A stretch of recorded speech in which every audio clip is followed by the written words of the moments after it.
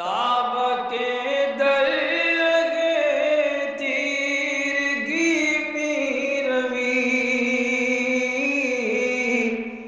بہر توبہ درائے شباب غوی بشنو از گوش دل مثنوی معنوی در رہے صدق برتا مسمم شوی بشنو از گوش دل مثنوی معنوی در رہے صدق برتا مسمم شوی۔ بسم اللہ الرحمن الرحیم، الحمدللہ رب العالمین، والصلاة والسلام علی سیدنا مولانا محمد سید الانبیاء والمرسلین وعلی آلہ واصحابہ اجمعین، اما بعد۔ گزشتہ ہمارا سلسلہ گفتگو جہاں رکا تھا وہاں پر قرآن مجید کی اس آیت کے حوالے سے جو سورہ البقرہ کی آیت نمبر 260 ہے، جس میں ابراہیم علیہ السلام نے اللہ تعالیٰ سے معروضہ کیا تھا کہ پروردگار میں دیکھنا چاہتا ہوں کہ تو مردوں کو کیسے زندہ کرتا ہے۔ اللہ تعالیٰ نے ان سے پوچھا تھا کہ کیا ابراہیم تم ہمارے مردوں کو زندہ کرنے پر ایمان نہیں لاتے؟ تو ابراہیم علیہ السلام نے کہا تھا کہ کیوں نہیں، برابر ایمان لاتا ہوں، لیکن اپنے دل کے اطمینان کے لیے اپنی آنکھوں سے دیکھنا چاہتا ہوں۔ تو اس پر اللہ تعالیٰ نے ان سے فرمایا تھا کہ 4 پرندے مختلف نوعیت کے لو، چاروں کو ذبح کرو، چاروں کا گوشت آپس میں ملا دو اور پھر اس کے 4 حصے کرو، ایک ایک حصہ ایک ایک پہاڑ پر رکھ دو، اور اس کے بعد ایک ایک پرندے کو اس کے نام سے پکارو، پھر دیکھو وہ کیسے اٹھ کر آئے گا دوڑ کر۔ تو اس طریقے سے یہ جو اللہ تعالیٰ کی قدرت کی نشانی بیان کی گئی ہے، اللہ تعالیٰ کیسے مری ہوئی چیز کو زندہ کرتا ہے وہ بتایا گیا تھا۔ اس کے بارے میں مختلف مفسرین نے ان 4 پرندوں کے بارے میں کہا تھا کہ یہ چاروں پرندے ایک غرنوخ، ایک طاؤس، ایک دیگ اور ایک حمامہ ہے۔ ایک پیسیفک ریف ہیرون، ایک مور، ایک مرغ اور ایک کبوتر۔ ایک روایت میں یہ بیان کیا گیا، لیکن ایک روایت میں غرنوخ کی جگہ پر غراب بیان کیا گیا، یعنی مور، مرغ، کبوتر اور کوا، یہ 4 پرندے تھے۔ لیکن مولانا روم نے جس روایت کو اختیار کیا ہے اس کے اندر وہ بیان کرتے ہیں کہ دراصل یہ مرغ، کوا، مور اور بطخ تھا، کبوتر نہیں تھا۔ تو اس طریقے سے مختلف روایتیں ہوتی ہیں، تو مولانا روم نے بطخ والی روایت کو اختیار کیا، اور اس طریقے سے اللہ کی اس قدرت کو ظاہر کیا گیا کہ اللہ کیسے مری ہوئی چیزوں کو بھی زندہ کر سکتا ہے۔ لیکن یہاں پر اہل عرفان لوگ، اہل دل، معرفت والے اپنی عرفانی تفسیر میں اس واقعے کو ایک الگ تعلیم کے طور پر پیش کرتے ہیں۔ کہتے ہیں کہ جیسے مولانا روم نے اس مصنوی مختلف کیریکٹرز بنائے ہیں اور ایک ایک کیریکٹر سے ایک ایک چیز مراد ہے، اسی طریقے سے قرآن مجید میں بعض اہم جو واقعات، جو حکایتیں بیان کی گئی ہیں، جو احکام دیے گئے ہیں، اس میں بھی بعض چیزوں میں چھپی ہوئی حکمتیں ہیں اور اس کے اندر عرفان کی باتیں ہیں۔ وہ عام تفسیر نہیں ہے بلکہ خاص لوگوں کے لیے خاص تفسیر ہوتی ہے۔ اب یہ جو 4 پرندے ذبح کرنے کا اللہ تعالیٰ نے حکم دیا کہ اللہ تعالیٰ کی اس صفت کو دیکھنے کے لیے کہ کیسے وہ مردوں کو زندہ کرتا ہے، تو 4 پرندوں سے کیا مراد ہے؟ کون سے 4 پرندے ہیں؟ کس کی طرف اشارہ ہے؟ وہ عرفانی تفسیر میں ملتا ہے، اور مولانا روم اب اسی کی طرف آپ کی توجہ لے کر جائیں۔ 4 وسوستی بشرا دل فشار، 4 میخ عقل گشتہ این چہار۔ یہ جو 4 پرندے جن کے ذبح کرنے کا، کاٹنے کا حکم دیا گیا تھا، دراصل یہ صرف پرندے نہیں ہیں بلکہ اس کے پیچھے حکمت ہے، 4 چیزوں کی طرف اس کا اشارہ ہے۔ یہ انسان کے 4 اوصاف ہیں جن کو ذبح کرنے کے بعد، جن کو قتل کرنے کے بعد، جن کو انسان اپنے اندر سے دور کرنے کے بعد ہی وہ اللہ تعالیٰ کی قدرت کو پہچان سکتا ہے، اور یہ 4 انسانی عقل کے لیے میخ کا کام کرتی ہیں۔ ان 4 میں سے جو چیز بھی انسان کے اندر ہوگی وہ انسانی عقل کو کام کرنے نہیں دے گی۔ جب تک یہ 4 چیزیں انسان کے اندر سے ختم نہیں ہوں گی، ذبح نہیں ہوں گی، تب تک انسانی عقل کام نہیں کر پائے اور اللہ کی معرفت حاصل نہیں ہو پائے۔ تو خلیل وقتی اے خورشید ہوش، این چہار اتیار رہزن را بکش۔ اے ہوش کے سورج، اے ہوش رکھنے والے سورج، اے انسان، تیرے اندر وہ صلاحیت ہے کہ تو روشنی بکھیر سکتا ہے، تو زمانے کا خلیل ہے، دوست ہے، تو زمانے کا دوست ہے۔ جیسے کہ سورج زمانے کے لیے دوست ثابت ہوتا ہے، ویسے تو انسان، ہر انسان زمانے کے لیے دوست ثابت ہو سکتا ہے، تجھ سے لوگوں کو فائدہ پہنچ سکتا ہے۔ لیکن یہ چاروں صفات جب تیرے اندر ہوں گی تو اپنے آپ کا فائدہ بھی نہیں کر پائے گا، دوسروں کا فائدہ کرنا کیا ممکن ہوگا؟ جو آدمی اپنا خود کا فائدہ نہیں کر سکتا وہ دوسروں کا فائدہ کیا کرے گا؟ اور جو دوسروں کا فائدہ کرنا چاہتا ہے اس کو چاہیے کہ پہلے یہ چار صفتوں کو اپنے اندر سے مارے۔ ان چار ڈاکوؤں کے پروں کو مار ڈالو، ہمت کرو، آگے بڑھو۔ اب ایک قافلہ ہے، قافلے میں 4 ڈاکو داخل ہو چکے ہیں اور پورے لوگ سہمے ہوئے بیٹھے ہوئے ہیں، تو ڈاکوؤں کا خلا خامہ تو نہیں ہوگا، پورے کے پورے سفر کے دوران سہمے ہوئے ہی رہیں گے، سب کا مال لوٹ لیا جائے گا۔ ویسے ہی کوئی ایک آدمی ہمت کر کے آگے بڑھ کے ان 4 ڈاکوؤں کو مار ڈالے تو پورا کا پورا قافلہ محفوظ ہو جاتا ہے۔ ویسے کوئی ایک آدمی ان چاروں صفات کو اپنے اندر سے ختم کر دے تو اس کے ساتھ رہنے والے پورے محفوظ و مامون ہو جاتے ہیں۔ زاں کی ہر مرغے ازیہاں زاغ وش، ہست اخلے آخلارا دیدہ کش۔ اس لیے کہ ان میں سے ہر کوا صفت پرندہ عقل مندوں کی عقل کی آنکھ نکال لینے والا ہے۔ ایک ایک پرندہ، وہ چاروں میں سے سب کی کووں کی صفت ہے، اور جب تک وہ صفت تمہارے اندر ہوگی تمہاری جو اصلی عقل ہے وہ کبھی کام نہیں کرے گی۔ وہ کوا تمہاری آنکھ میں چونچ مار کر تمہاری آنکھ پھوڑ دے گا اور تمہیں پھر کچھ دکھائی نہیں دے گا، اور یہی کچھ دنیا والوں کے ساتھ ہو رہا ہے۔ یہ چاروں جو صفات ہے، یہ صفات میں سے ایک صفت بھی انسان کے اندر ہوگی تو انسان حقیقت کو نہیں دیکھ پائے گا، کیونکہ وہ کوا اس کی آنکھوں میں چونچ مارتا رہتا ہے۔ 4 وصف تن چو مرغان خلیل، بسمل انشاد ہے جارا سبیل۔ ہر انسان کے جسم کے اندر جیسے ان 4 پرندوں کے اوصاف ہے، ویسے ہی اوصاف ہر انسان کے اندر ہیں۔ ہر انسان کے اندر یہ چاروں پرندوں کے اوصاف پائے جاتے ہیں، ایک بطخ، ایک مور، ایک کوا اور ایک مرغا۔ اب وہ کیا صفات ہیں وہ بیان کیے جائیں گے، لیکن ان کا قربان کرنا، ان کو کاٹنا، ان کو ذبح کرنا انسان کی جان کو راستہ دیتا ہے۔ اگر آپ اپنی جان کو راستہ دے کر ترقی کرنا چاہتے ہیں روحانی میدان میں تو یہ ان چاروں صفات کو اپنے اندر سے ختم کرنا ہوگا۔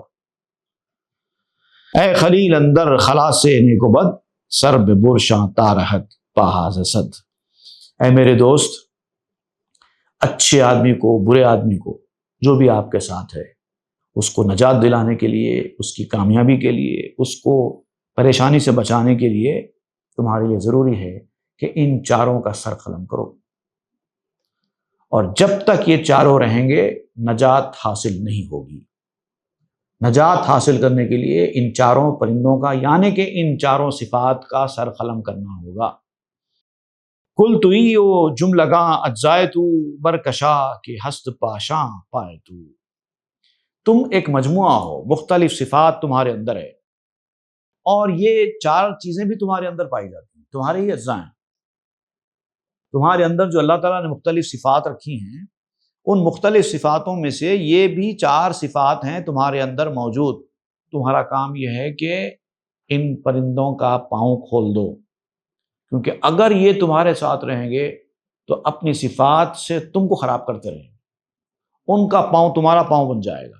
جو ان چاروں صفات کو اپنے اندر سے نکالنے کے قابل بنے گا یا کامیاب ہوگا نکالنے میں، وہی حقیقت تک پہنچ پائے گا، نہیں تو پھر وہ چوہے کی طرح بل میں اندھیری دنیا میں جینا ہوگا۔ است و عالم روح زارے میشوت، پشت صد لشکر سوارے میشوت۔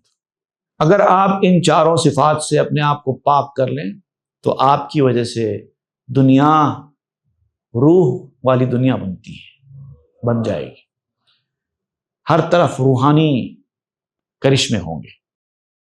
ایک سوار 100 لشکروں کی مدد کر سکتا ہے۔ اگر آپ ایسے سوار بن جائیں جو اس صفات سے پاک ہیں، ان چاروں صفات سے، تو آپ ایک سوار ہونے کے باوجود جنگ کے میدان میں 100 لشکروں کی مدد کر سکیں گے۔ اس قدر طاقتور بن جاتے ہیں، انسان اتنا طاقتور بن جاتا ہے ان چاروں صفات کو اپنے اندر سے نکال دینے کے بعد۔ ذا کے ای تن شد مقام چار خو، نام شاں شد چار مرغ فتنہ جو۔ کیونکہ یہ جو جسم ہے انسان کا، یہ ان چاروں عادتوں کا مقام ہے، اس جسم کے اندر ہی ہے یہ چاروں عادتیں، یہ چاروں صفات اسی جسم کے اندر موجود ہیں۔ اسی لیے ان چاروں صفات کا نام رکھا گیا ہے چار مرغے فتنہ جو۔ فتنہ تلاش کرنے والے چار پرندے، ان چاروں صفات کا نام رکھا گیا ہے یہی وجہ سے۔ خلخرا اگر زندگی خواہی ابد، سر ببر ای چار مرغے شم بد۔ اگر آپ خود کی اور لوگوں کی، سب کی ابدی زندگی، ہمیشہ رہنے والی زندگی چاہتے ہیں تو آپ کے لیے ضروری ہے کہ ان بد قسمت جو چار پرندے ہیں جو آپ کی صفات کی شکل میں آپ کے اندر موجود ہیں، ان کو مارنا ہوگا، ان کا سر قلم کرنا ہوگا۔ بادشاہ زندہ کن از نوع دیگر کہ نباشد بازاں ذیشاں ضرر۔ پہلے مار دیجئے، ان کو ختم کر دیجئے، سرے سے یہ ختم ہو جائیں، اس کے بعد پھر زندہ کر دیجئے۔ جب ان کے اثرات پورے ختم ہو جائیں اس کے بعد پھر آپ زندہ کر لیجئے، کیونکہ اب جب ایک بار مار دیں گے اس کے بعد جب زندہ ہوں گے تو نقصان نہیں پہنچائیں گے۔ اس سے پہلے بھی ہم پڑھ چکے ہیں کہ خواہشات بھی وہ چیز ہوتی ہیں کہ انسان جب ان خواہشات کو مار دیتا ہے تو پھر خواہشات سے حاصل ہونے والی کوئی چیز اس کو نقصان نہیں پہنچاتی۔ جیسے آپ کو ایک تمنا ہے کہ میں اچھا گھر بناؤں، عالی شان گھر بناؤں، یا میرے پاس ایک لگژوریس کار رہے۔ جب تک یہ خواہش آپ کے اندر موجود ہے، گھر بنانا اور کار خریدنا دونوں آپ کے لیے نقصان دہ ثابت ہوگا۔ لیکن جب آپ کے پاس اچھا گھر بنانے کی خواہش ہی ختم ہو جائے، لگژوریس کار خریدنے کی خواہش ہی ختم ہو جائے، اچھے کپڑے پہننے سے آپ کی دلچسپی ہی نہ رہے، اچھا کھانے سے آپ کو کوئی توجہ نہ رہے، دل ہی نہ رہے، اس کے بعد آپ کھائیں گے بھی تو نقصان نہیں پہنچے گا، آپ گھر بنائیں گے بھی تو نقصان نہیں پہنچے گا۔ تو پہلے مارو تو صحیح، بعد میں زندہ کر لینا۔ چار مرغے مانوی راہزن کردان اندر دل خلخاں وطن۔ یہ جو باطنی چار ڈاکو ہے چھپے ہوئے، جو پرندے، چار پرندے ہیں جو آپ کے اندر موجود ہیں، ان چار صفات والے، ان لوگوں نے لوگوں کے دلوں کے اندر اپنا وطن بنا لیا ہے، لوگوں کے دلوں کے اندر جا کر ایسا بس گئے ہیں جیسے کہ یہ چار جو صفات ہیں وہ انسانی جسم ہی اس کا وطن ہے، حالانکہ انسان اس کا وطن نہیں ہے، لیکن ان لوگوں نے انسانی جسم کے اوپر اتنا زیادہ اپنا اثر ڈال رکھا ہے کہ یہ ایسا سمجھتے ہیں جیسے انسانی جسم ہی ہمارا وطن ہے۔ اب اگر انسان اس کو زندہ رکھے، پالے پوسے، چارہ ڈالے، کھانا کھلائے، تو یہ اور بڑھتے جائیں گے، ان کی گروتھ ہوتی چلی جائے گی۔ لہذا کرنا کیا ہے؟ غذا دینا چھوڑو، بلکہ الٹا ان کو ذبح کر دو، پھر آپ آزاد ہو جائیں گے، ان پرندوں کے اثرات آپ کے اندر نہیں رہیں گے۔ چوں امیر جملہ دل ہاشوی، اندرین دوراں خلیفہ ہفتوئی۔ اب جب چاروں کو آپ مار ڈالیں گے، ان کو ذبح کر دیں گے، تو آپ تمام دلوں کے حاکم بن جائیں گے۔ جو لوگ اپنی ان چار صفات کو مار ڈالتے ہیں، اس کے بعد جب دنیا میں آگے نکلتے ہیں تو لوگوں کے دلوں کے اوپر حکمرانی کرنے لگتے ہیں، ان کے ایک اشارے پہ لوگ حاضر خدمت ہو جاتے ہیں، ان کی خوشنودی کے لیے کچھ بھی کرنے تیار ہو جاتے ہیں۔ بھئی وہ بھی تو انسان ہے، آپ بھی تو انسان ہیں، کیوں ایک آدمی اس آدمی کی حکمرانی کو قبول کر رہا ہے جبکہ انسان تو آزاد رہنا پسند کرتا ہے؟ انسان کے مزاج میں آزادی ہے، وہ چاہتا ہی نہیں ہے کہ اس کی آزادی میں کوئی خلل پڑے، لیکن یہاں پر انسان اپنی خوشی سے آ کے اپنی آزادی کو برباد کر دیتا ہے اور کسی کا محکوم بن جاتا ہے، کسی کے اشاروں پر چلنے لگتا ہے۔ کیوں ہو رہا ہے ایسا؟ اس لیے ہو رہا ہے کہ جو اشاروں پر چل رہا ہے وہ ابھی ان چاروں صفات سے پاک نہیں ہوا ہے، اور جس کے اشاروں پر چلنے کے لیے وہ تیار ہو رہا ہے، جو دلوں پر حکمرانی کر رہا ہے، وہ چار ان صفات سے پاک ہو چکا ہے۔ اندری دوراں خلیفہ حق توئی، اور یاد رکھو کہ جب ایسا ہو جائے کہ یہ چار پرندے آپ کے اندر سے ختم ہو جائیں، مارے جائیں، یہ چار صفات آپ کے جسم سے نکل جائیں، تو یاد رکھو کہ اللہ کے خلیفہ ہی آپ ہیں۔ اللہ تعالیٰ نے جو فرمایا کہ میں زمین کے اوپر اپنا خلیفہ بنا کر بشر کو بھیجنا چاہتا ہوں، تو ہر بشر نہیں ہے جس نے ان چار صفات کو اپنے اندر سے مار دیا ہے۔ سر ببر این چار مرغ زندرا، سر مدی کن خلق ناپائندرا، ان چاروں پرندوں کا سر قلم کر دیجئے، اور جو فنا ہونے والے لوگ ہیں ان کو زندہ رہنے والے بنا دیجئے۔ جب تک یہ چار صفات تمہارے اندر ہے تم فنا ہونے والے ہیں، لیکن یہ چار پرندوں کو اگر تم نے مار دیا تو پھر تم اب فنا نہیں ہوں گے، تم ہمیشہ زندہ رہیں گے۔ بت و طاؤس است زاغست و خروس، این مثال چار مرغ اندر نفوس۔ اب یہ چار پرندے کیا ہیں؟ بت بطخ، طاؤس مور، زاغ کوا، خروس مرغا۔ بطخ، مور، کوا اور مرغا، اور انسان کے نفسوں کے اندر رکھے گئے ہیں چار پرندوں کی طرح یہ صفات۔ بت ہرس است و خروساں شہوت است، جاہ چوں طاؤس و زاغاں منیت است۔ اب بتا رہے ہیں کہ بطخ جو ہے ہرس ہے، لالچ ہے۔ پہلی چیز کیا ہے؟ ہرس اور لالچ، بس آنے دو آنے دو آنے دو۔ ہر انسان چاہتا ہے کہ بس آنے دو، دولت ہے آنے دو، عزت ہے آنے دو، کھانے کے لیے ہے آنے دو، جتنا پیٹ بھر سکتا ہے بھرو۔ بطخ کیا کرتی ہے؟ دانے چگتی رہتی ہے، چگتی رہتی ہے، چگتی رہتی ہے زمین پہ، بس ایک ہی کام ہے اس کا، زمین پہ اپنی چونچ مارتے جاؤ اور چگتے جاؤ۔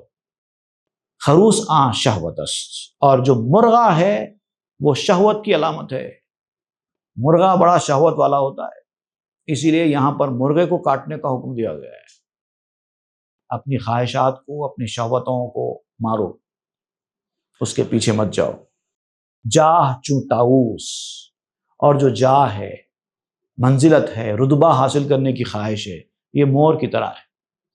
مور کو بڑا پسند ہوتا ہے اس کا جلوہ لوگ دیکھیں، اپنی قابلیتوں صلاحیتوں کا مظاہرہ کرتا ہے اپنے پر کھول کر، لوگ دیکھتے ہیں، واہ واہ کرتے ہیں، وہ بڑا خوش ہوتا ہے، ناچتا ہے، اپنی صلاحیتوں کا، اپنی قابلیتوں کا چرچا کرتا ہے، واہ واہ سن کر خوش ہوتا ہے، عزت اور مرتبہ حاصل کرنا چاہتا ہے، اپنے آپ کو جنگل کا بادشاہ سمجھتا ہے۔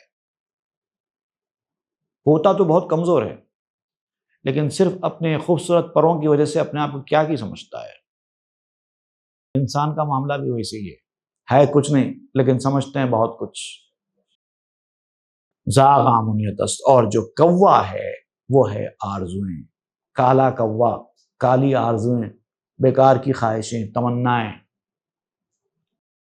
یہ چار بری صفات ہیں انسان کے اندر، چار پرندوں کی شکل میں۔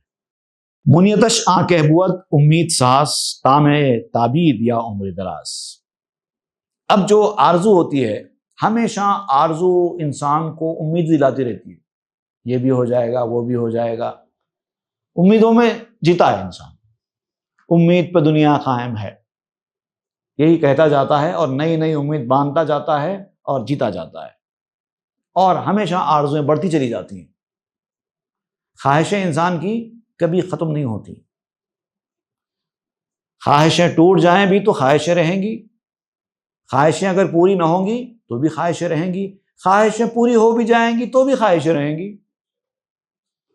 مرزا غالب نے کہا تھا، ہزاروں خواہشیں ایسی کہ ہر خواہش پہ دم نکلے، بہت نکلے میرے ارمان لیکن پھر بھی کم نکلے، ہزاروں خواہشیں بھی پوری ہو جائیں گی تو بھی آپ کی خواہشیں ختم نہیں ہوں گی، کیونکہ ہر خواہش ایک نئی خواہش کو پیدا کر دی جاتی ہے، اور ہمیشہ دنیا میں جینے کا لالچ اس کے اندر پیدا ہوتا رہتا ہے، وہ لمبی عمر کا خواہش مند ہوتا ہے، میں زیادہ سے زیادہ دنیا میں جیوں، زیادہ سے زیادہ دولت کماؤں، زیادہ سے زیادہ عزت حاصل کروں، نام حاصل کروں، زیادہ سے زیادہ جائیدادیں خریدوں۔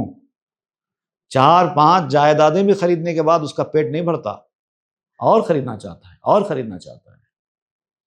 بت ہرس آمد کہ نولش در زمیں، در ترو در خشک می جو یہ دفیں۔ یہی جو ہرس ہے، یہ لالچ ہے، یہ بطخ ہے، کیونکہ اس کی چونچ ہمیشہ زمین میں چلتی رہتی ہے، بس پیٹ بھرتا جاؤں، بھرتا جاؤں، بھرتا جاؤں، چاہے وہ زمین تر رہے، چاہے وہ زمین خشک رہے، اپنی لالچ کا دفینہ برابر ڈھونڈتی رہتی ہے، زمین کو مارتی رہتی ہے، کچھ مل جائے، کچھ مل جائے، کچھ مل جائے۔ یہ 4 چیزیں حق بینی سے مانے ہیں، حق کو دکھانے سے آپ کی آنکھوں کے سامنے رکاوٹ ثابت ہوتی ہے۔ ایک اور شعر میں نے یہاں پر مثنوی میں اپنی طرف سے ایڈ کیا ہے، مثنوی میں نہیں ہے وہ، مانے حق بینی اند ای مرغہا شہوت و حرص و تمنا حب جا۔ حق بینی حقیقت کو دکھانے سے روکنے والی چیز ہوتی ہے، یہ 4 پرندے، شہوت، حرص، تمنائیں اور مرتبہ اور جاہ کی خواہش۔ یہ شعر مثنوی میں نہیں ہے، میں نے اضافہ کیا ہے۔ یک زمان نبوت معطل آنگلو نشنوت از حکم جز امر کلو۔ جو حلق رہتا نا حرص والے کا، کبھی تھکتا نہیں ہے، معطل نہیں ہوتا، کبھی رکتا نہیں ہے، بس ڈالتے جاؤ، یہ حلق ریڈی ہے، جو ملتا ہے اندر ٹھونستے جاؤ، ٹھونستے جاؤ۔ اللہ کا حکم قرآن مجید میں بہت ساری شکلوں میں ظاہر ہوتا ہے، لیکن اس کو کوئی حکم سنائی دیتا نہ دکھائی دیتا۔ ایک ہی حکم اللہ تعالیٰ کا اس کو اچھا سنائی دیتا ہے، وہ کیا ہے؟ وہ کلو واشربو، کھاؤ اور پیو، یہ حکم اچھا یاد رہتا ہے۔ سورہ الاعراف میں آیت نمبر 31 میں اللہ تعالیٰ نے انسان سے خطاب کرتے ہوئے، آدم کی اولاد سے خطاب کرتے ہوئے فرمایا، یا بنی آدم خذوا زینتکم عند کل مسجد وکلوا واشربوا ولا تسرفوا انہ لا یحب المسرفین۔ اے ابن آدم، اپنی زینت کو ہر مسجد میں ظاہر کرو، مطلب اچھے لباس پہن کر، اچھے صاف ستھرے ہو کر اللہ کی عبادت کے لیے جایا کرو۔ کھاؤ پیو، کھانے پینے میں کوئی حرج نہیں، اللہ کا دیا ہوا رزق ہے، کھاؤ پیو، ہاں ضرورت سے زیادہ نہیں۔ ولا تسرفوا، اسراف مت کرو، اللہ تعالیٰ اسراف کرنے والوں کو پسند نہیں کرتا۔ تو یہ ساری چیزیں انسان نہیں لیتا، بس اپنے کام کی چیز کلو واشربو جو کہہ دیا گیا نا، کھاؤ پیو، بس وہ یاد رکھتا، اللہ کا حکم ہے کھاؤ پیو، اس لیے میں کھا رہا ہوں، پی رہا ہوں، ٹھونستے جا رہا ہوں، ٹھونستے جا رہا ہوں۔ اسی طرح یہ کلو واشربو قرآن مجید میں ایک اور جگہ بھی ہے، سورہ البقرہ میں آیت نمبر 187، روزے کے حوالے سے جو بیان ہوا ہے کہ کب تک کھانا، کب تک نہیں کھانا، تو افطار کرنے کے بعد کا ذکر ہو رہا ہے کہ وہاں پر اب آپ کھا سکتے، پی سکتے۔ تو وَكُلُوا وَاشْرَبُوا حَتَّى يَتَبَيَّنَ لَكُمُ الْخَيْطُ الْأَبْيَضُ مِنَ الْخَيْطِ الْأَسْوَدِ مِنَ الْفَجْرِ، جو ذکر کیا گیا ہے۔ اب افطار کرنے کے بعد آپ فجر تک، یعنی سحر تک کھا سکتے ہیں، اب کھانے کی کوئی پابندی نہیں ہے۔ تو وہ اچھی طریقے سے یاد ہو گیا ہے کہ اب رات میں کھانے کی کوئی پابندی نہیں ہے، اب جتنا کھا سکتے ہو رات میں کھا لو، اب رات بھر صرف کھاتے ہی رہو۔ ایسے بھی لوگ ہیں رمضان میں روزہ رہتے ہیں، فرض ہے، مجبور ہے، اس لیے رہ رہے ہیں، لیکن جیسے ہی افطار کرتے ہیں پورا دن بھر کا پورا حساب چکتا کرتے ہیں، رات بھر صرف کھاتے ہی رہتے ہیں، کچھ نہ کچھ سحر تک بس منہ چلتا ہی رہتا ہے، کیونکہ اللہ نے فرما دیا وَكُلُوا وَاشْرَبُوا حَتَّى يَتَبَيَّنَ لَكُمُ الْخَيْطُ الْأَبْيَضُ، کہہ دیا گیا، کھا سکتے، پی سکتے۔ تو اپنے مطلب کی چیز لے لینا، اور جو اپنے مطلب کی نہیں ہے اس کو چھوڑ دینا۔ تو وہ کھاؤ پیو کے سوا کوئی حکم سنتی ہی نہیں ہے۔ یہ صفت، بطخ والی صفت۔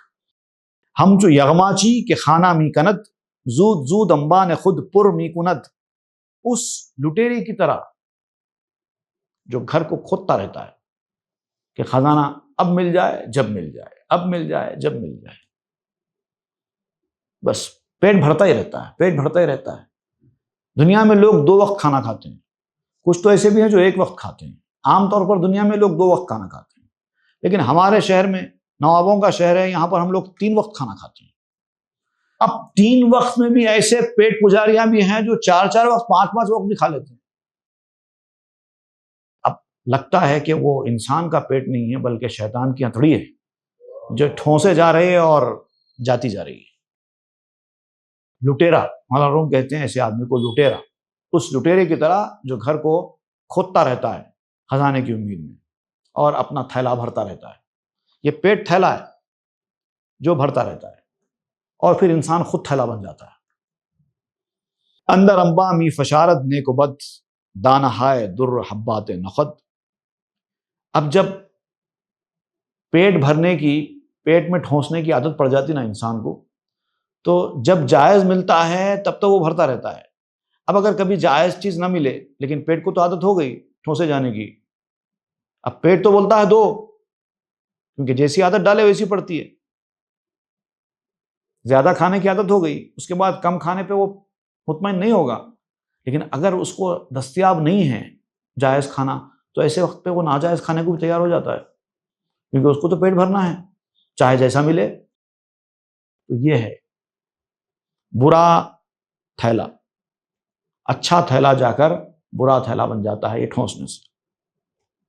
ارے موتی کے دانے اور چنے کے دانے میں کچھ تو فرق کرو۔ نہیں، بھوک لگ رہی ہے، پیٹ کو عادت ہو گئی ہے، اب موتی کے دانے ہو کہ چنے کے دانے ہو سب برابر ہے، جو ہے بس ڈالو اندر۔ تا مبادا باقی آیت دیگر، می فشارت در جوالو خشک و تر، ایسا نہ ہو کہ کوئی دوسرا لٹیرا آ جائے، اس ڈر سے کہ کوئی دوسرا لٹیرا آ جائے اور اس کے حصے کا کھانا کھا لے، وہ ڈر سے اور کھاتا جاتا ہے اور کھاتا جاتا ہے۔ ایسا نظر آپ کو اکثر دعوتوں میں دیکھنے کو ملا ہوگا۔ جب آپ کے ٹیبل پہ کھانا آتا ہے تو کچھ لوگ ایسے ہوتے ہیں جو ٹوٹ پڑتے ہیں کھانے کے اوپر، اور ان کو ڈر ہوتا ہے کہ اگر ہم نے ذرا غفلت کی دوسرے لوگ ڈال لیں گے پھر ہم کو نہیں ملے گا، لہذا پہلے اتار لیتے ہیں اور ٹھونستے جاتے ہیں، ٹھونستے جاتے ہیں، آگے پیچھے کچھ نہیں دیکھتے، نہ ادھر دیکھتے ہیں نہ ادھر دیکھتے ہیں، بس ایک ہی طرف توجہ ہوتی ہے، بس اندر ٹھونستے جاؤ۔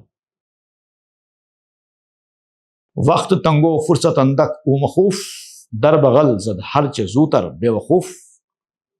ٹائم نہیں ہے، آہستہ کھانے کا ٹائم نہیں ہے نا، وقت تنگ ہے، جتنا ہو سکتا ہے اندر ڈالتے چلے جاؤ۔ میں نے ایسے لوگوں کو بھی دیکھا ہے جو 2 طرف سے چباتے ہیں، اس کلے سے بھی چباتے ہیں، اس کلے سے بھی چباتے ہیں، حالانکہ چبانے کا ایک ہی راستہ ہوتا ہے، ہونا چاہیے، کوئی ایک طرف سے چابو آپ کھانا، لیکن 2 طرف سے چاپتے ہیں، ایک طرف سے چابیں گے تو کم وقت میں زیادہ کہاں سے جائے گا، اور چاپتے بھی برابر نہیں ہیں۔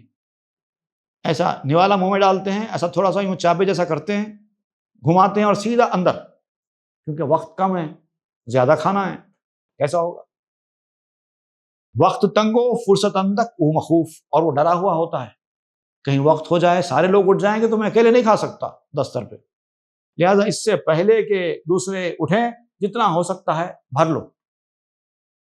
در بغلزت ہر چزوتر بے وقوف، کچھ سوچتا نہیں ہے، اچھا برا کچھ سوچتا نہیں ہے، جو موجود ہے بس کھاتا رہتا ہے، بس کھاتا ہے، سوچتا ہے نہ سمجھتا ہے۔ بے وقوف جو ہے اصل میں فارسی لفظ ہے، وقوف کہتے ہیں ٹھہرنے کو، بے وقوف مطلب بغیر ٹھہرے کے، جس کے اندر کوئی ٹھہراؤ نہ ہو، بس مسلسل کرتا جائے، اس کو کہتے ہیں بے وقوف۔ ہمارے پاس بے وقوف عقل مند جو آدمی نہیں ہوتا ہے اس کو کہتے ہیں، کیونکہ عقل مندی ٹھہر ٹھہر کر کھانے میں ہے، جلدی جلدی کھانے کو ہی بے وقوفی کہتے ہیں۔ جو آدمی جلدی جلدی کھاتا ہے اسی کو بے وقوف کہتے ہیں، وقوف کہتے ہیں ٹھہرنے کو، بے وقوف مطلب بغیر ٹھہرے، جلدی جلدی۔ اعتمادش نیست بر سلطان خیش، کے مبادا باغی آیت بپیش۔ اصل میں کیا ہے کہ اس کو اپنے شاہ یعنی اپنے رزق دینے والے پر بھروسہ ہی نہیں ہے، کیونکہ اگر وہ بھروسہ رکھتا ہوتا تو اس کو یہ بات معلوم ہوتی کہ اس کے مقدر کا رزق کوئی نہیں کھا سکتا، اس کے مقدر کا رزق کوئی نہیں کھا سکتا، اس کو جلد بازی کرنے کی ضرورت نہیں ہے۔ اگر اللہ پر، اللہ کے رزق دینے پر اس کو اعتماد ہوتا، بھروسہ ہوتا، تو وہ ایسا کبھی نہیں کھاتا، اطمینان سے کھاتا، کیونکہ اس کے مقدر کا رزق کوئی اور تو کھا نہیں سکتا، کھانا تو اسی کو کھانا ہے، تو جلد بازی کا ہے گی۔ یہ ڈر ہی نہ ہوتا اس کو کہ میرا کھانا کوئی اور کھا لے گا، تمہارا کھانا کوئی اور کھا ہی نہیں سکتا۔ دانے دانے پہ ہوتا ہے کھانے والے کا نام، سنا نہیں ہے؟ اگر تمہارا نام اس دانے پہ لکھا ہے تو تم کو ہی کھانا ہے۔ اب ہمارے پاس آپ دیکھتے ہیں کہ بڑی بڑی دعوتوں میں بڑے سوٹڈ بوٹڈ لوگ جا کر دروازے پر بھکاریوں کی طرح کھڑے ہو جاتے ہیں، جیسے ہی بلایا جائے دوڑ کر اندر جائیں، بلکہ بلانے کی ضرورت بھی نہیں، موقع ملتے اندر گھسنے کی کوشش کرتے ہیں۔ اس کو کہتے ہیں انسیولائزڈ لوگ، غیر متمدن لوگ، سوٹڈ بوٹڈ ہوتے ہیں، ایسا معلوم ہوتا ہے کہ لکھ پتی کروڑ پتی لوگ ہیں، لیکن 200 روپے کے کھانے کے لیے بھکاریوں اور فقیروں کی طرح جا کر دروازے پہ کھڑے ہو جاتے ہیں۔ کیوں اتنا پریشان ہیں آپ کھانے کے لیے؟ آپ کے مقدر کا رزق کہیں نہیں جانے والا، آپ اطمینان سے کرسی پر بیٹھیے، میزبان کا کام ہے آپ کو بلائے اور بلا کر لے جا کر بٹھائے، اور اگر میزبان اپنا یہ حق ادا نہیں کرتا ہے تو آپ دعوت میں سے چلے جائیے، آپ کا رزق آپ کے گھر کو آئے گا۔ اگر آپ کا نام اس دانے پہ لکھا ہے نا، تو وہ دانے چل کر آپ کے گھر کو آئیں گے، کوئی اور نہیں کھا سکتا۔ تو جو چیز آپ کے مقدر میں ہے، جو آپ ہی کی ہے، آپ ہی کے پاس آنے والی ہے، اس کے لیے اتنے پریشان کیوں ہیں آپ؟ اپنی شان کو برقرار رکھیے، اپنے پریسٹیج کو قربان مت کریے، اور ویسے بھی آپ مہمان ہیں، مہمان ہے تو مہمان کو کھلانا میزبان کی ذمہ داری ہے۔ آپ کیوں پریشان ہو رہے ہیں؟ یہ میزبان کو پریشان ہونا چاہیے کہ کوئی ہمارا مہمان بغیر کھائے نہ چلا جائے، وہ تو پریشان نہیں ہے، میزبان تو اطمینان سے گھوم رہا ہے، اور مہمان ہے کہ پریشان ہے کہ ہم کو کھانا نہیں ملے گا۔ یہ الٹی گنگا بہنا کہتے ہیں۔ لیک مومن ز اعتماد آ حیات می کند غارت بمحل و با انات، لیکن جو مومن ہوتا ہے ریل، جس کو آخرت کی زندگی پر بھروسہ ہے، جس کو اللہ کے رزق دینے پر بھروسہ ہے، وہ ایسا کبھی نہیں کرتا۔ وہ بہت ہی اطمینان کے ساتھ دعوت میں داخل ہوتا ہے، اندر بلایا جائے تو کھاتا ہے، نہیں بلایا جائے تو نکل جاتا ہے۔ کبھی ایسے آدمی کو آپ دروازے پر کھڑے رہتا ہوا نہیں دیکھیں گے جو ایمان والا ہوتا ہے، کبھی نہیں ڈرتا۔ وہ کہے گا رزق دینا اللہ کے ہاتھ میں، اللہ تعالیٰ دینا ہے تو دے گا، نہیں دینا ہے تو نہیں دے گا، اور اللہ دینا چاہتا ہے تو کوئی روک نہیں سکتا، اور اللہ اگر روکنا چاہے تو کوئی دے نہیں سکتا۔ تو اب میں جا کر دروازے پر کیوں ٹھہروں؟ میں تو اطمینان کے ساتھ صوفے پر پاؤں دراز کیے بیٹھ جاؤں گا۔ اگر دانے دانے پر میرا نام لکھا ہے تو مجھے وی آئی پیز کی طرح لے جایا جائے گا، اگر نہیں ہے تو پھر لائن میں کھڑے رہ کر بھی کوئی فائدہ نہیں ہے۔ یہ ہے ایمان کی کیفیت۔ جس کے دل میں ایمان ایسا ہوتا ہے وہ کبھی دروازے پر نہیں کھڑا ہوتا۔ اے منستصفوت از باغی کے او می شناست قہر شہرہ بر ادو، وہ محرومی سے بھی مطمئن ہے اور لٹیروں سے بھی مطمئن ہے۔ اس کو معلوم ہے کہ میرے حصے کا رزق کوئی نہیں لوٹ سکتا، میں محروم نہیں ہو سکتا، کیونکہ اس کو اپنے شاہ پر بھروسہ ہے۔ اور اگر میرے حصے کا رزق کوئی لوٹنے کی کوشش بھی کرے تو میرا شاہ بڑا قہر والا ہے، وہ چھوڑے گا تھوڑے ہی۔ اس کے قہر پر بھی، اس کی پکڑ پر بھی اس کو پورا بھروسہ ہوتا ہے۔ وَمَنَسْتَسْ خَاجَ تاشان دیگر کے نیایندش مزاحم سرفبر، اور اپنے ساتھیوں سے، اپنے کولیگ سے، اپنے پیر بھائیوں سے، اپنے دوستوں سے بھی وہ مطمئن ہوتا ہے۔ نہ صرف یہ کہ مجھے میرا رزق ملے گا، بلکہ میرے ساتھیوں کا رزق بھی میرے ساتھیوں کو ضرور ملے گا، اور جو مزاحمت کریں گے، ان کے رزق کو روکنے کی کوشش کریں گے، کبھی ان کا بھلا نہیں ہوگا، وہ روک ہی نہیں پائیں گے۔ عدل شہرا دی در ضبط حشم کہ نیارت کرد کس بر کس ستم، خادموں کے معاملے میں اس نے بادشاہ کے انصاف کو دیکھا ہے۔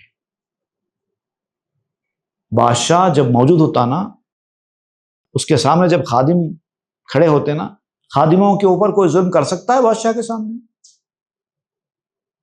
بادشاہ اگر دیکھ رہا ہو محل میں تو خادموں کے ساتھ اگر ناانصافی ہو تو بادشاہ کیا دیکھتا ٹھہرے گا؟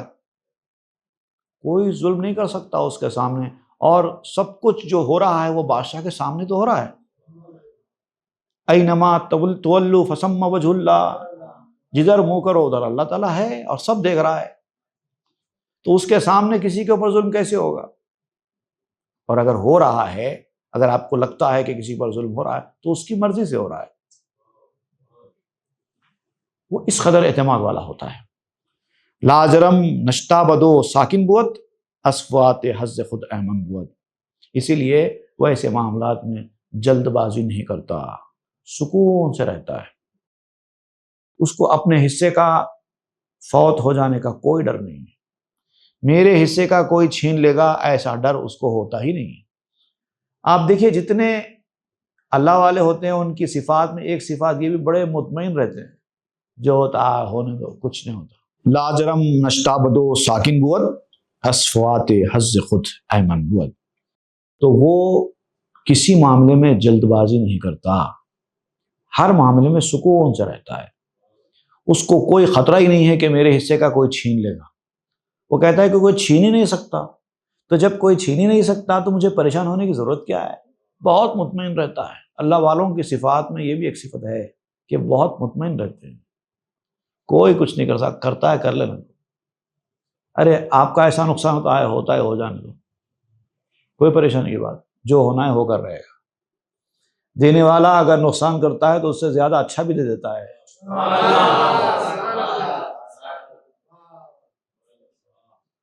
نقصان کرنے والا اگر کبھی نقصان کر بھی دیتا ہے تو اس سے اچھی بھی دے دیتا ہے۔ بس تانی دارد و صبر و شکیب، چشم سیر و منہ سرست و پاک جیب، اس کے صفات میں ہوتا ہے آہستہ روی، صبر، اطمینان، سکون، سوچ سوچ کے کام کرنے کا طریقہ کار، پھونک پھونک کر چلنا زندگی کے رستوں پر، ہر قدم نیا ہوگا احمد امتحان اپنا، پھونک پھونک کے چلو، سنبھل سنبھل کے چلو، سکون سے چلو، اطمینان کے ساتھ چلو، صبر کرو، تکلیف آتی ہے ٹھیک ہے چلی جائے گی، کوئی مسئلہ نہیں، آنے دو، اور آہستہ کام کرنا، جلد بازی نہیں ہوتی اس کے مزاج میں۔ چشم سیرو منہ سے رستو پاک جیب، وہ سیر چشم ہوتا ہے، آنکھوں میں دیکھو، ایسا معلوم ہوتا ہے کہ ایک اطمینان اور سکون کی کیفیت ہے، اور دوسروں کے کاموں کو ترجیح دیتا ہے اپنے کاموں سے زیادہ، اور پاک دل ہوتا ہے، اس کا دل ایک دم پاک اور صاف ہوتا ہے۔ کی تانی پرتوے رحماں بود، وہاں شتاب از حزہ شیطان بود، کیونکہ آہستہ کام کرنا، سکون سے کام کرنا، سوچ سمجھ کے کام کرنا، ایسے کام کرنے والوں پر اللہ کا سایہ ہوتا ہے، اور جلد بازی شیطانی صفت ہے، ہر چیز جلدی مل جانا یہ شیطانی صفت ہے۔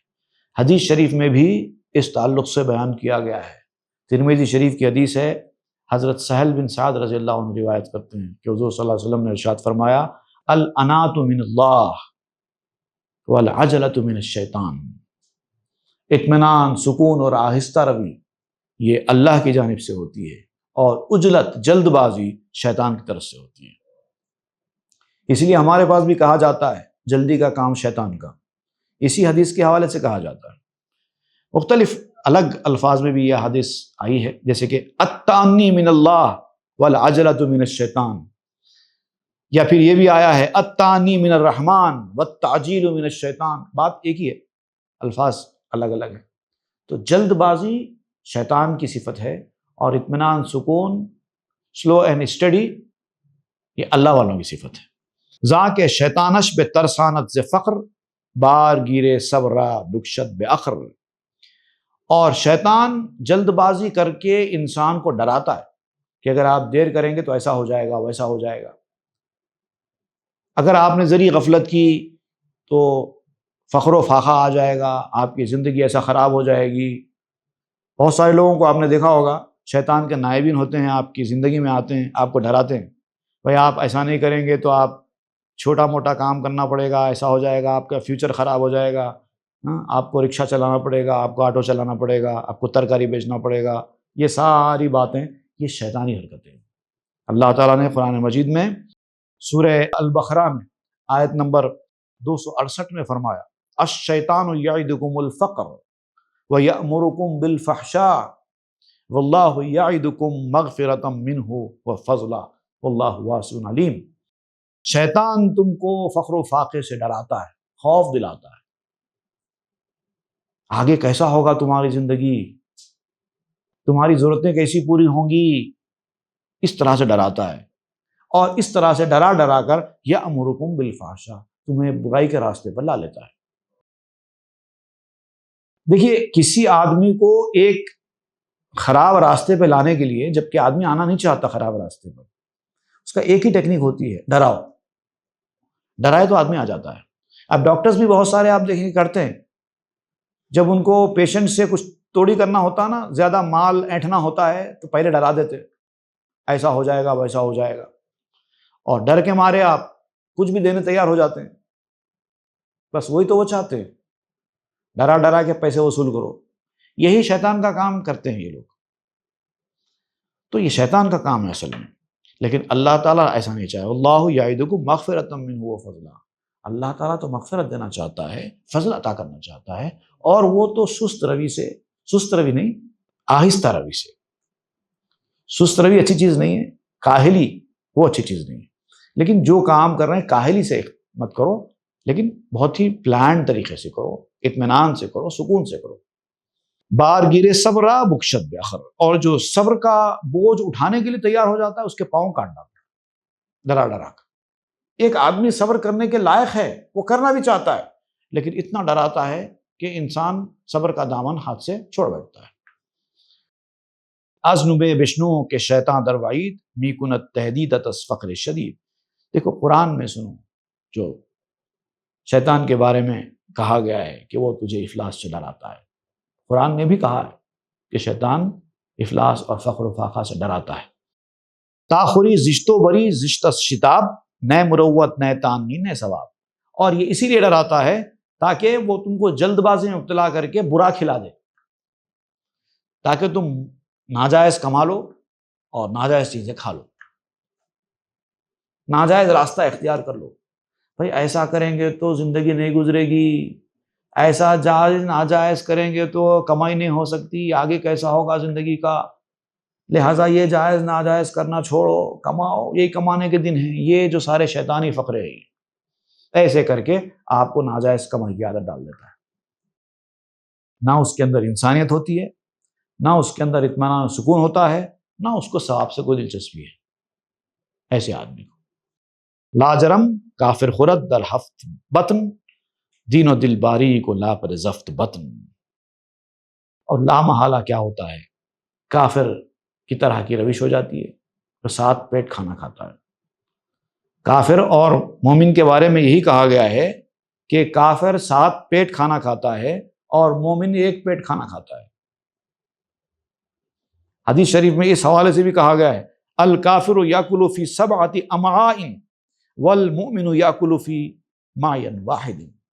مطلب ایک ایمان والا معدے کا ایک حصہ بھرتا ہے صرف کھانا کھا کر، باقی پورا خالی رکھتا ہے، اور کافر پورا معدہ بھر دیتا ہے 7 طبق۔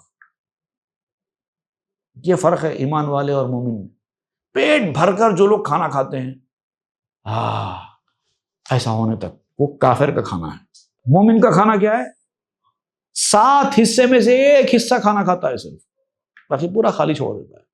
دین و دل باری کو لا کر زفت بطن، اور اس طرح سے وہ دل کو بھی کمزور کر لیتا ہے، دین کو بھی کمزور کر لیتا ہے، اور اپنی روحانی طاقت کو بھی کمزور کر لیتا ہے، اور جو بھاری ہوتا ہے وہ اس کا پیٹ ہی ہوتا ہے۔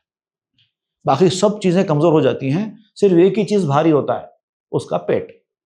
ایسا بڑھتا چلا جاتا ہے پیٹ۔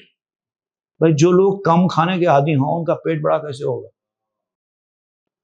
تو یہ ایک بہت ہی خراب عادت ہے، اپنی غذا کو کم سے کم کرنے کی کوشش کرنا۔ اب ظاہر بات ہے غذا ایک ساتھ تو کم ہوتی نہیں ہے، اگر کسی کی غذا بہت زیادہ ہے اور اس سے کہا جائے کہ فوری غذا کم کر دو اور وہ کم کر دے گا تو 4 دن میں بیمار پڑ جائے گا، تو یہ طریقہ نہیں ہوتا ہے۔ طریقہ یہ ہوتا ہے کہ آہستہ آہستہ کر کے تھوڑا تھوڑا کر کے غذا کم کرو، لیکن غذا زیادہ لینا نہ انسانی جسم کے لیے اچھا ہے نہ انسانی روح کے لیے اچھا ہے۔ بہت ساری چیزیں ایسی ہوتی ہیں جو جسم کے لیے اچھی ہوتی ہیں، روح کے لیے خراب ہوتی ہیں۔ بہت ساری چیزیں ایسی ہوتی ہیں جو روح کے لیے اچھی ہوتی ہیں، جسم کے لیے خراب ہوتی ہیں۔ لیکن یہ پیٹ بھر کے کھانا ایک ایسی چیز ہے جو جسم کے لیے بھی نقصان دہ ہے، روح کے لیے بھی نقصان دہ ہے۔ اب یہ زیادہ کھانے کے حوالے سے مولانا روم اور کام کی باتیں بیان کریں گے، اور اس حدیث کی جو میں نے ابھی آپ کے سامنے سنائی، کافر 7 انتڑیوں میں کھاتا ہے اور مومن 1 انتڑی میں کھاتا ہے، اس کی جو اور تشریح ہے وہ انشاءاللہ ہم آئندہ کے درس میں پڑھیں گے۔ وصلی اللہ تعالی علی خیر خلق سیدنا محمد وآلہ وصحبہ اجمعین والحمد للہ رب العالمین۔ تاب کے در لگے تیرگی میں روی، بہر توبہ درائے شباب غوی، بشنو از گوش دل مثنوی معنوی، در لہے صدق برتا مسمم شوی، بشنو از گوش